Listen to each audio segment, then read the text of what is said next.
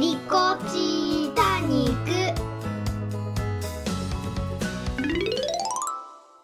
こんにちは、リコチーです。動画をご覧いただきありがとうございます。今回の動画は今日の気になる多肉にどんな多肉が出てくるかな。早速見ていきましょう。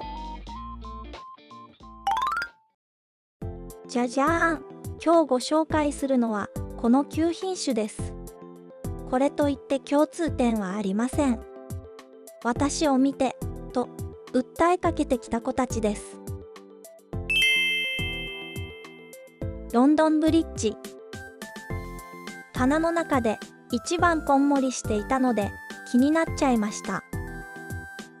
とにかく葉数が多いですね。なかなか渋めの色の多肉です。爪は小さいけどとっても可愛らしいピンク色です。葉ざしの成功率も高くて増やしやすい品種。成長も早いし強くて優秀です。密かにクリスマスツリーっぽいなって思ってます。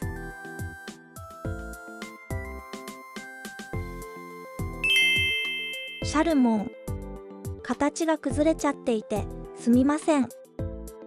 ご紹介したいのはこの赤い染まりです。赤いあざのような面白い染まり方をしています。とっても可愛いなって思って即お迎えを決めました。購入当時は株も小さくあざだらけだったのでもっとワイルドでかっこよかったですよ。なかなか育たず悩んでいましたが数ヶ月前から急にドカーンと成長し始めました。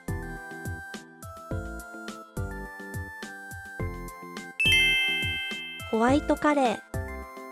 この子は結構人気のある品種と聞きました。最初はその魅力がいまいちわからなかったのですが、今見るとめちゃめちゃ可愛いです。びっくり大変身。葉っぱの色はピンクパープルからブルーグリーンのグラデーション。なんとも妖艶な雰囲気が漂います。縁がすっと消えるように薄く儚げで素敵です。そんなに主張は強くないけど長く伸びる爪が美しい。葉ざしもできるのでおすすめですよ。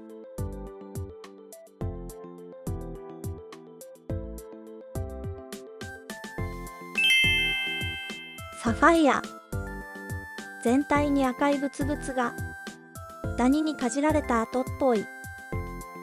見方によってはすごく可愛く見えるんですけど、葉っぱがツルツルしているのでダニがつきやすいんですね。かじられすぎると元の姿に戻るのに時間がかかります。困っちゃいますよね。本来の姿は明るいグリーンの葉に太くてはっきりとした赤い爪がかっこいいエケベリアです。桃太郎みたいな感じです。王道のエケベリアです。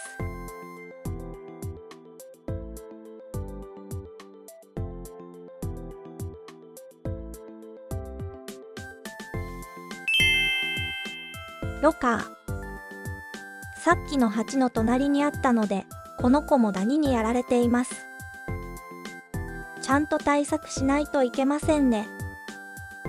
お薬はたくさん売っているので自分の使いやすいものを使うといいと思います。ロカの推しポイントは肉厚の尖った葉と太くて真っ赤な存在感のある爪です。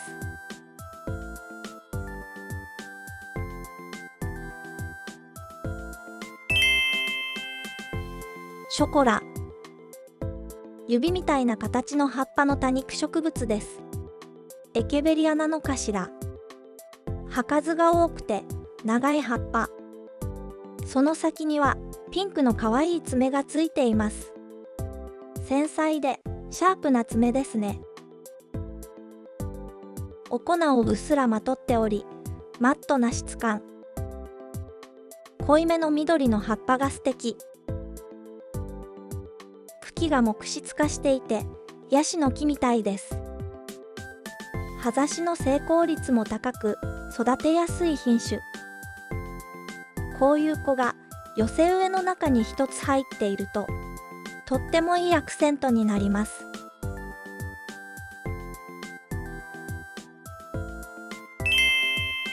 ノマ。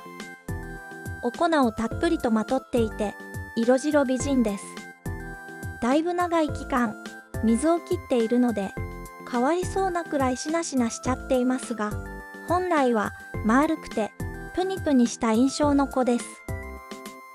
横にいる小さな株は葉っぱが落ちて出てきた子みたい。葉ざしっこなのですが、外した時期が悪かったのか、ここまで来るのにかなり長い期間かかってしまいました。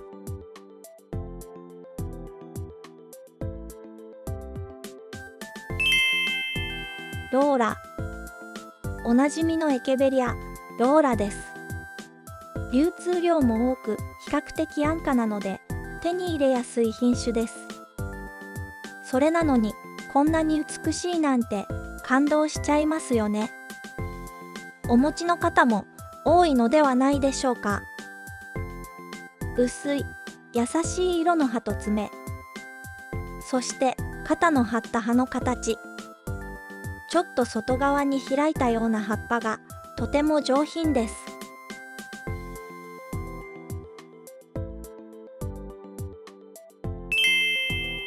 メキシココロラータ×ラウイ。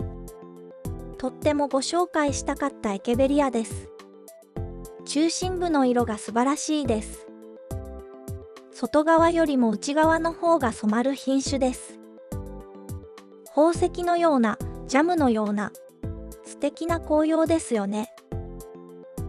葉っぱは肉厚で丸みを帯びています。お粉がたっぷりで葉のピンク色が透けるのでいちごミルクみたいです。かわいいです。お父さんのラウイの感じがよく出ていますね。交配種なので出会える確率は低いかもしれませんが、出会った時にはぜひ購入してみてくださいね。